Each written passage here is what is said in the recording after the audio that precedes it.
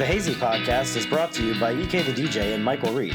Join them each season as they discuss the adventures contained in various audiobooks. This season, they'll be providing reactionary commentary on the So I Got Hazed audiobook by Michael Reid. Chapter 10, Legs and Lungs. Before October 6th, pre-smoker anxiety. The next event in the fraternity was called Smokers. The brothers did their best at trying to make us as scared as possible before the event. For weeks, they built it up as one of the worst events. Because believe it or not, we were going to have to fuck a barnyard animal. It was a very unsettling feeling, like an exam I didn't want to take, because it was going to be awful. But I knew that I'd feel happy when it was over. Except, happiness would be substituted by darkness, embarrassment, shame, and a loss of dignity. The fraternity brothers would laugh whenever they talked about smokers. It was hard to determine if they'd laugh because they were pulling a fast one on us, or if they thought it was funny that we had to fuck an animal. Tony said he didn't know if he would be able to get his dick hard enough to fuck a sheep, or a goat, or any animal for that matter. A few days before the event, I was sitting at Chippy and Eric's place, smoking some weed with John. We got extremely high, big surprise there, and got to talking. We talked about how when we were presented with a sheep to fuck, if we'd even be able to get hard enough to perform the act. One of the brothers had told us that for him to do it, he had to use a thumb to push it in. While John and I were talking, Chippy and Eric decided they had heard enough. Eric said, "What makes you think that it's a sheep?" John and I both looked at one another, hoping that Eric was about to share some privileged information with us. "What is it?" I asked. "I'm not saying what it is, because I can't. Nobody can. The brothers are just telling you what they had to fuck. Some had to fuck goats, some sheep. It's all up to Grandma Colt, because the animal has to be tame and in heat," Eric added. "What the fuck? Telling me to fuck an animal in heat is like watching a koala bear swim," John said angrily. "What, John?" I asked, knowing what he meant, even though it made no sense, but razzing him a bit, while I took in the Grandma Colt idea. "A koala bear swimming? It just doesn't fucking happen." "Whatever. I'll fuck a goat. I'll fuck two," John said. I will never forget this conversation, because it carried on into our event when he said it again, full of excitement. I also remember it, because at the time, I thought it was not only disgusting, but true of John's ballsy character, and hysterical. Eric left the conversation like that, with us left thinking. This was the worst mindfuck of all, because our minds were our own worst enemy. Your mind can conjure up such fierce opponents for you to face, like goat fucking, that you're defeated before you even face your challenge. The ridiculous part of all of this was that none of us considered quitting pledging. We were all focused on how to overcome the upcoming event, not avoid it.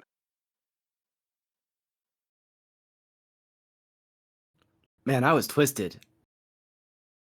Yeah.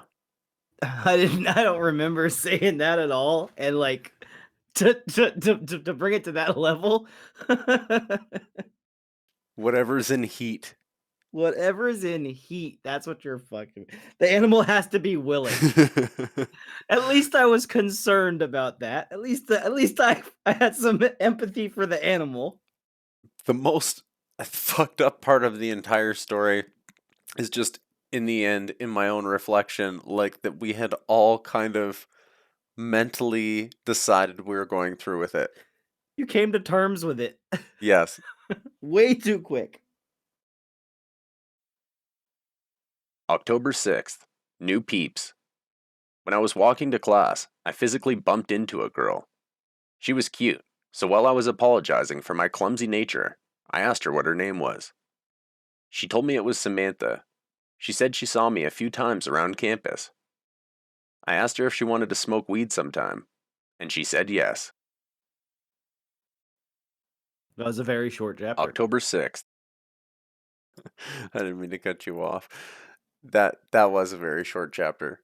It just needs to, the character just needs to be inserted. It's a palate cleanse. Yeah, it is a palate cleanse after. That's exactly what it is.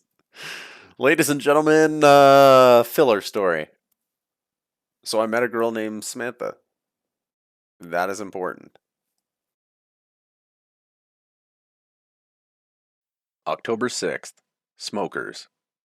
We were told at the pledge meeting a few days before to make sure we all had non-expired condoms for the event.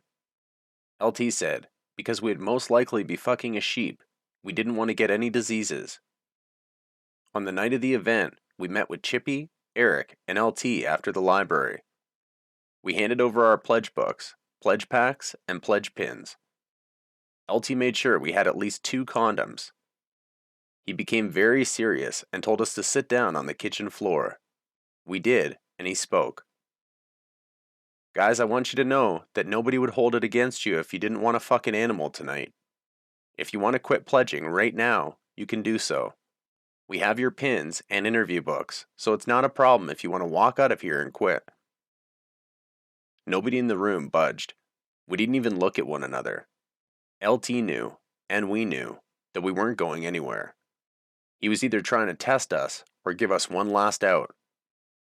All right then, so we're going to Grandma Colt's house to fuck a sheep, or a goat. Savvy? James asked LT, you don't mind if we take a few gravities before we go, do you? LT stood there quiet for a moment, looking at Chippy and Eric. Chippy chimed in. No, fuck that. Go get in my truck and let's go already. Wait, hold on, Alexi. Remember we have the drinks for them anyways.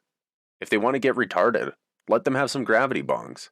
If I had to fuck a sheep or a goat again, I'd want to be way more fucked up than I was, LT said. He turned back to us and continued. Boys, Eric was nice enough to buy 2 40s for everyone. Say thanks to Eric. Thanks, Eric, we all said. Don't thank me. Well, Mike can. The rest of you should thank your big brothers, Eric humbly replied. We started uncapping our bottles when LT added, just don't get so fucked up that you can't perform, because you don't get to leave tonight until the act is done. LT reminded us we were there to fuck an animal, not to have fun. It wasn't supposed to be fun for the pledges anyways. I didn't care what the fuck Liam had to say. I was going to try and get sloppy within minutes. I said to the guys, hey, we should just pound these now. Eric heard me say it and suggested, hey guys, you may not want to get too wasted now. It's a long drive to Mrs. Colt's house, so you may sober up by the time we get there. We decided that what he said didn't make any sense and we kept drinking. We pounded our drinks and quickly became drunk. The brothers kept talking about how awesome it was going to be to go back to Grandma Colt's house. As a group, we did our best to ignore them. When Chippy realized we were deliberately ignoring them, he told us to start cannonballing our beer in bong hits. We didn't know what a cannonball was, so Chippy explained it to us. God, I love cannonballs. Cannonballs when you... Yeah, cannonballs, I haven't taken one in a long time. What was... Okay, so cannonball... Thank you for that. I'm sorry? What was that? I said thank you for that. Go ahead. Cannonballs were... Oh, my death rattle. Cannonballs were... Pound the... take the bong hit, pound the beer, exhale, right? Yes. What was the one that was... take the bong hit... Oh, it was suicides, wasn't it? Take the bong hit, pound the beer, take a shot, then exhale. Or it's shot, guys. it's shot, then pounded beer. I hate you so much. I don't remember. Keep going. You take a bong hit, hold it in, chase it with a beer, and then blow it out. Trust me, it'll get you nice and good for some goat squirts. Chippy said that if we wanted to get fucked up, cannonballs were the way to do it. He wasn't giving us a choice. We had to start cannonballing after his explanation. Once we started cannonballing, it didn't take long for us to get obliterated. After a half hour, we started to loosen up. It was just too bad that the goat, or sheep, wasn't with us taking cannonballs too. It could have been getting loosened up as well, and maybe wouldn't have wanted to kick us. When the brothers said it was time, we started using every excuse we had to stall. I still have a beer to drink. Okay, just one more bong hit. Sure, let me just take a piss. We tried anything and everything to try and slow down the penile agony we're about to endure. When we finally headed out to the parking lot, we were presented with our jet black blindfolds. Each time that I had an event where I was blindfolded, I always got an uneasy feeling in the pit of my stomach, because I was unsure what was going to follow. My senses were at the complete mercy of the fraternity. We each slid into the back of Eric's truck, with Chippy at the wheel, and started driving to Grandma Colt's house. I peeked through my blindfold, and we were still by Chippy's house. I wondered where the hell Grandma Colt's house was. I wanted to have an idea of where we were going. We had just left Chippy's house, and he must have driven around the block for some reason, because we were still by his house. He could have just turned right out of the parking lot, instead of circling the block. "None of you better be fucking looking out the bottom of their blindfolds, Two Strike!" Chippy yelled. They drove around for such a long time, we began to get tired. We started out nervous, but the novelty of fucking an animal had left our minds, and the back of the cramped cab was becoming a small place for 4 drunken pledges. Strikeout. Strikeout. A strikeout. Yes, that Because is what your it's called. strikes, and I just remembered it. Because strikes needs a strikeout. I remember that. That is a memory that just came back to me because of this story. I knew I hated you for a reason, but I didn't want to go into detail in case I talked about it later in this book, which I'm pretty sure I do. Yeah, strikes needs a strikeout. I remember that is a very, very hazy, very appropriate for the book. Yes. Well, this is a hazy podcast. Thank you for joining us. Later in the book, I take them with Tommy, not with you. I never remembered it with you, probably because I was always so drunk. Well, they're designed to. I mean, it's. Yeah, they're designed to mess you up. Successful. Yeah. Sliding around in the bed of the old truck, because Chippy was taking turns like a fucking asshole. We found ourselves stuck in the corner on top of poor Tony Touch. "Get off of me! Get off of me, guys! Come on!" Tony pled.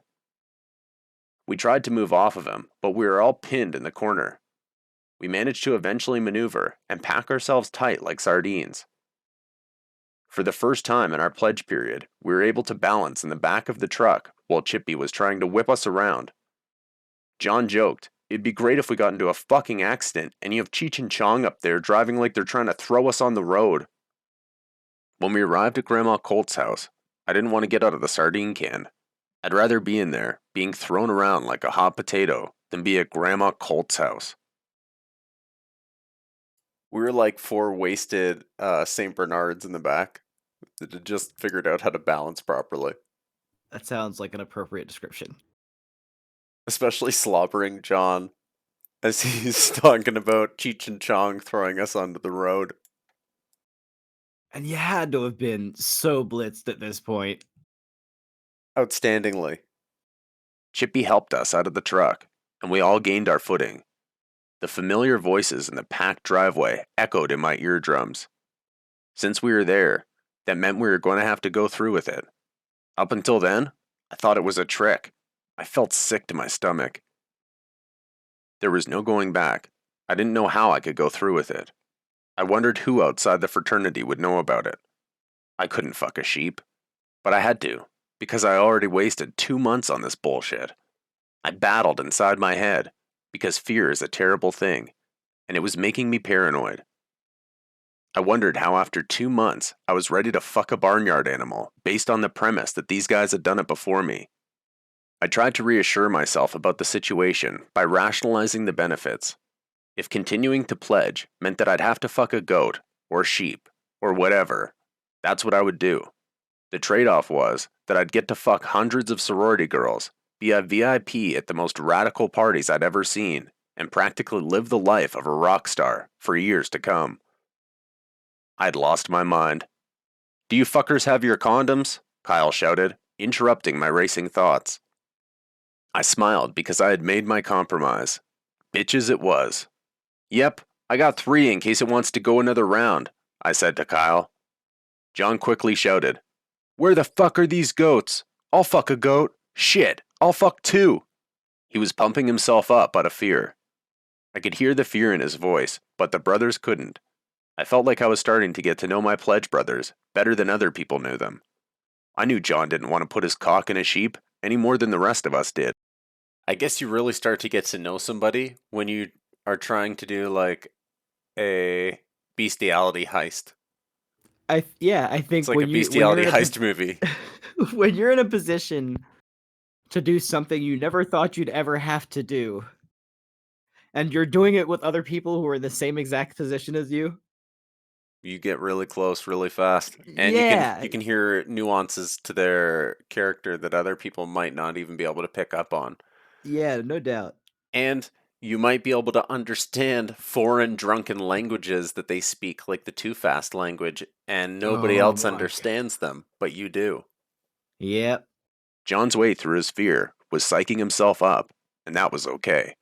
After John and I had announced our condom inventory and a willingness to whore ourselves out, a reluctant Tony and a nervous James said that they had their condoms as well.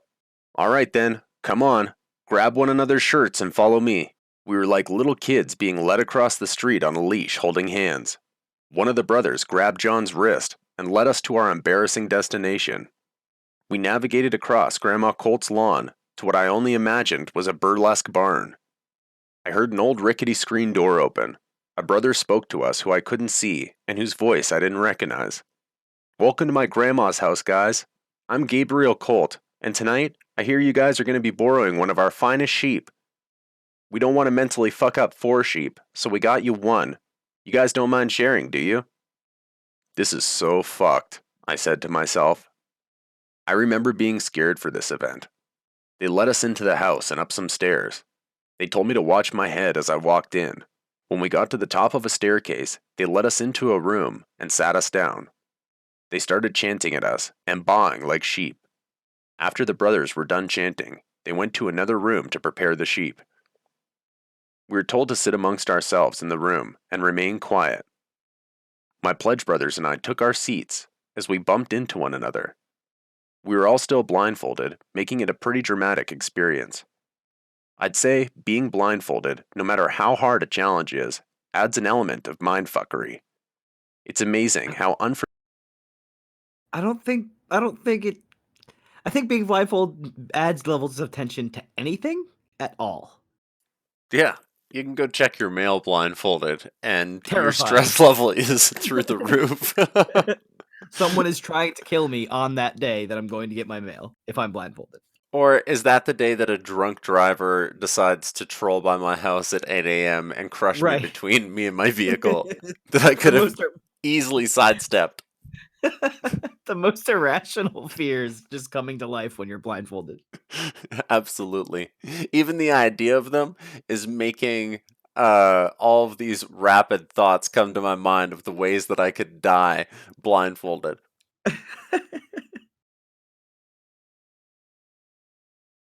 familiar things can become when you're blindfolded and a little bit scared or anxious.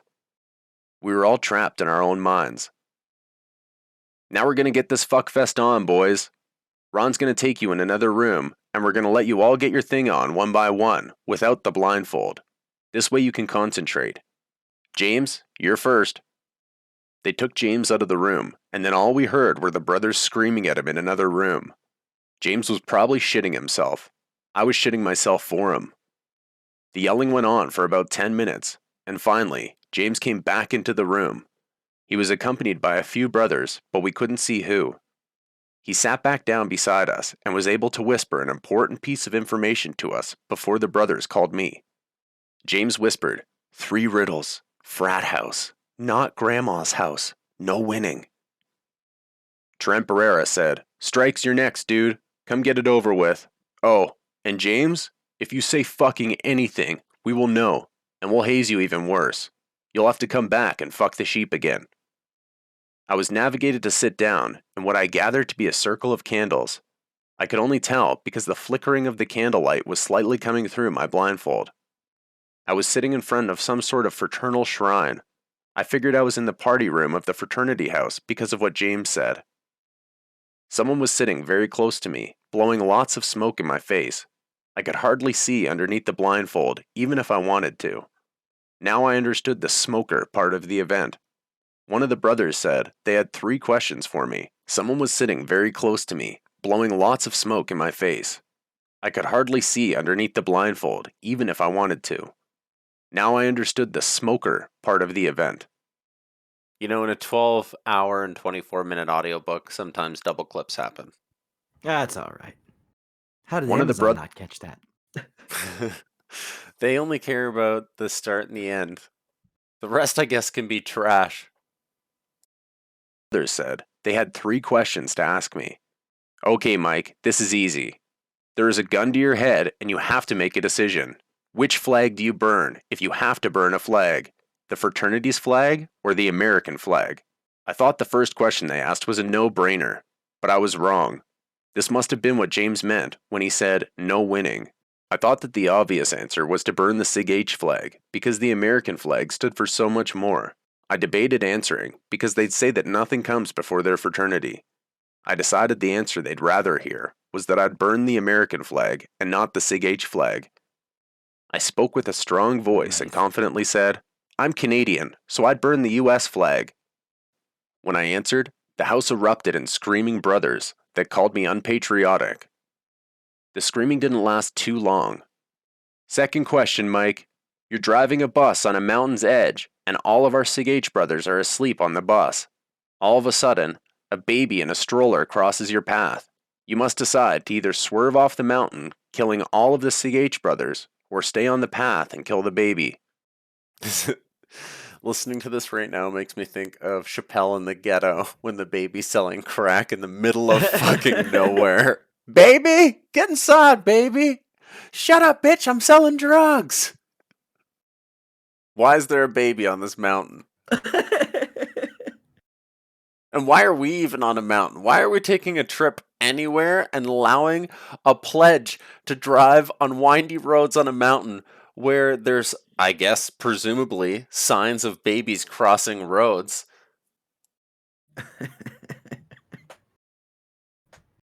What do you do? This question was cut and dry. I knew the answer they wanted to hear. I'd save my brothers over one baby, I said proudly. Shouts came from all over the room, saying I was disgusting.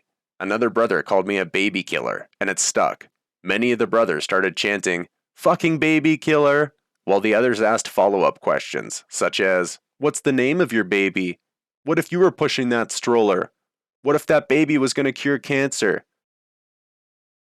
Imagine being upstairs and not having gone down to the event yet, and you think you're going to you think you're gonna go fuck a barnyard animal, and then all you hear is "fucking baby killer" from the downstairs. Like, what? Did they make him fuck a baby goat? Yeah. What is wrong with you two, Strike?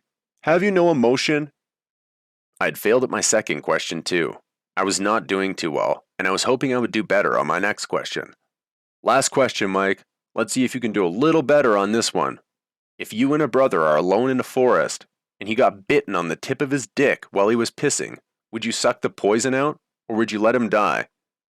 I thought to myself, a cocksucker or a killer? I said, sorry, I'd let him die. The room roared and continued, how could you let your brother die? I said, what if I sucked it out and I die from it instead, or we both die? Then someone screamed, nobody dies if you suck the fucking poison out. This is why I've never been able to take IQ tests, because I question the question.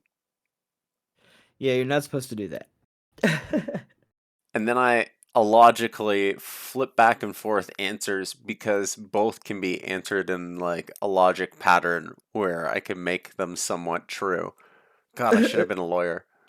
You're watching way too much Star Trek. It's the Kobayashi Maru. Exactly. There is no solution. Oh, I said, then I'd suck it out. I realized my mistake by changing my answer. I had to accept the negative responses of both answers. You fucking cocksucker, they screamed. I knew if I said I would suck the poison out, they'd call me a cocksucker. The assholes always had a way of making us feel wrong. All right, Mike, final bonus question, LT asked. Okay, I'm ready, I said. I hope you are, because the question is, are you ready to fuck a sheep? Yes, I guess, I said. They all started laughing.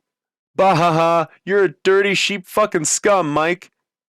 I was so relieved when they told me I wasn't going to have to fuck a sheep. Even though I had a sickening feeling from all the smoke I'd been inhaling, I felt good. They took me back into our holding room after they had asked me all their questions. They said if I told any of my pledge brothers what they asked me, that I'd be blackballed. They said that the ears had walls and that there was always a brother close by. When I was taken back, And let me just tell you, that is not a mistake. The brothers always said shit backwards like that.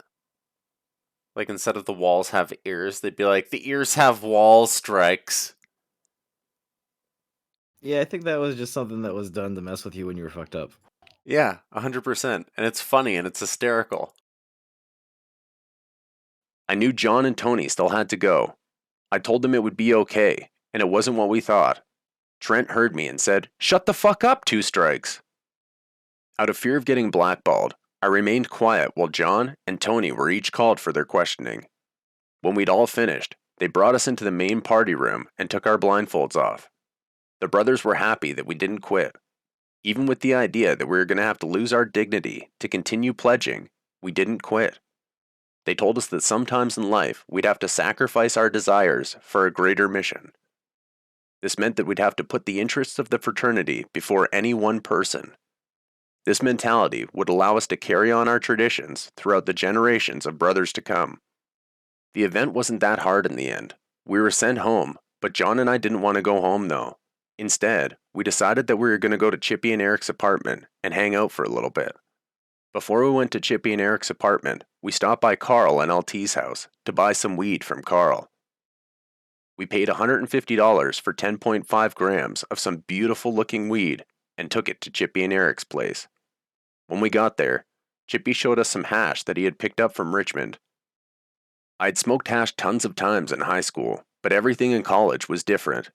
Everything in college tasted better, sweeter, and richer. When we sat in Chippy's room and smoked the hash, it was incredible. He packed John and I gravity bongs of hash and kept asking if we were high yet. The truth was, we were high after the first hit. When we finally did say we were high, he told us we had to count to 5. We each had to take 5 more gravity bong hits of hash. John and I didn't even get to smoke our weed, we just smoked Chippy's hash. John and I became so high that we greened out, a term often used to describe ingesting too much weed. This had only happened to me once before, and it was the first time I really got high. I started to feel uncomfortable because all I wanted to do was get safely to my bed and not be bothered by a cop, Bev, an RA, or a random drunk. Time had flown by, and before we knew it, it was past 1 a.m. The hash was a brain buster, but it got worse. Chippy told us that we had to do 3 more hits each, and then he was kicking us out. He said, "Lucky number 3 for unlucky number 2 strike." After we took our gravity bong hits, I felt so lightheaded I could barely stand. I didn't want to say anything that made me seem like a pussy. John was tripping out too, but he didn't say anything about being lightheaded. Eventually, I conjured the power to stand up, and I said, "Okay guys, it's late, and I have class in the morning. I'm gonna head out." I looked at John, and he said, "I'm gonna head out too, guys. It's always better to be walking with someone else late at night, right?" He laughed at his statement, because we were always racing around at night for brothers and whatnot, never thinking about our own safety. We left Chippy's house after saying our goodbyes. While we were walking, we had to stop and talk about how high we were. "I feel like I'm seeing things, man, and I have like blurry vision," I told John. Everything almost looked like it was made out of cartoons and melting oil paintings. John was tripping out too, and I remember him laughing uncontrollably as he described his high as being too intense. When John and I reached the crest of the hill next to Chippy's house, we could see the headlights from a car creeping down the street many blocks ahead. As we got closer, we could tell the car only had 1 passenger in it. He appeared to be hanging out the passenger side window of the car. The car passed under a street lamp and revealed itself to be a police cruiser. The cops were ticketing every car on the street for illegally parking. When the car's occupant saw us walking, it came to a standstill in the road. Its headlights were beaming at John and I. By this time, we had already walked by LT's house. If we turned around and ran to LT's house, the cops would just wait outside the house until we left, which we would have to do eventually. We knew that the instant we got closer to the police cruiser, They'd ask us why we were out so late. We were also freshmen that reeked of amazing hash, so the only logical answer was to run. I said to John, "Let's fucking run, man." I was too late. John had already started running and was a few yards ahead of me. The police cruiser popped a U-turn and put on its lights. We ran by Mike's Pizza and through the backyard of ASIH's chapter house. A few of their brothers were drinking on their roof and cheered as they saw the police chasing us. We pushed through their backyard's large hedge wall and ran through the apartment complex that we had used as a shortcut many times before. We paused to catch our breaths and looked behind us to see if we had lost the cops. Then we saw 2 flashlights pushing through the hedges we had just gotten through. They were right behind us. We had to keep running, and I couldn't breathe. I was ready to keel over and die.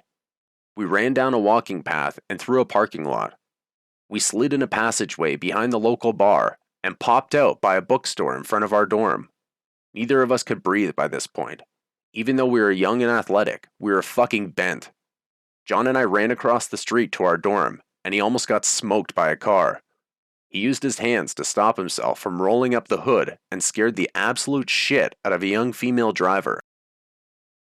This is like the best story ever to cap off a night of almost thinking you're gonna fuck a goat. You get extremely high, get chased by the police, and your buddy does a movie-style roll up on some girl's car, and she loses it. How so though? How much does she lose it? Like, it grabs her steering wheel so hard that the whites on her knuckles are showing, and her hair blows sideways as she screams bloody murder. Was the car moving? Oh yeah.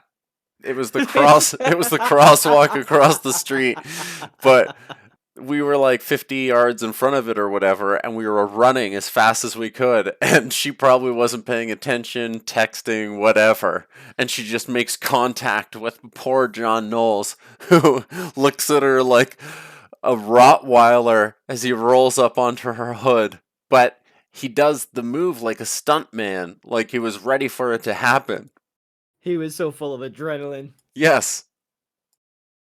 He could have got hit by a Hummer and just rolled off to the side and kept running. This is an amazing story. John threw her a wink, and we kept running. Since it was late, we knew Bev would be at the front desk. We entered the dorm through a side door as fast as we could, and we were safe to breathe again. When we caught our breath, we took the stairwell from the first floor to the third floor, completely bypassing the front desk. From there, we were able to walk through the third floor hallways to get to the fourth floor. When we discovered the secret entrance, we knew we'd be able to sneak into the dorms anytime we needed to. Our escape from the cops, our infiltration into the dorms, and our new secret entrance were a great finale to the night. That was Smokers for me. Your Smokers was pretty intense. My I don't remember if my Smokers was the same. Like, I feel like it was a different event. Everything evolves over time. Yeah. Like the way that we, like, I feel like it happened at our sweetheart's house, not the frat house. As far as I know, Sig H Now has also merged a couple other events. But we'll hear more about those events in the next stories to come. Sounds good.